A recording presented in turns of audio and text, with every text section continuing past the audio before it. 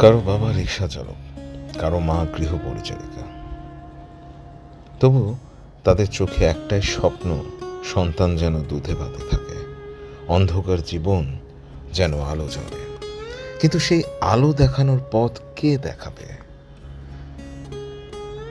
এই পথই দেখাচ্ছে হাওড়া সিটি পুলিশের পুলিশ দিদিরা।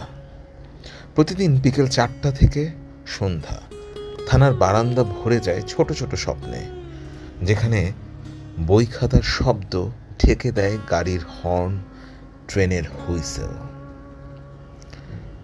বারান্দায় রোদ্দুর, একটি প্রকল্প যা শুরু হয়েছিল 2024 সালের 11ই মার্চ, মাত্র 25টা শিশু নিয়ে। আজ 1 বছরে সেই সংখ্যা দাঁড়িয়েছে 54-তে, যার মধ্যে 51 জনই এখন নিয়মিত স্কুলে যায়।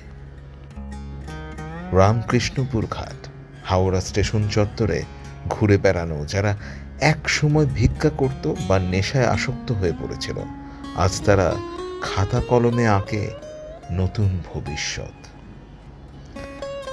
এখানে শুধু সরেয় সরেয়া ক খ শেখানো হয় না, শেখানো হয় ভালো মন্দের পার্থক্য, শেখানো হয় খারাপ স্পর্শ থেকে নিজেকে বাঁচাতে, শেখানো হয় অপরাধ জগতের হাতছানি থেকে দূরে থাকতে।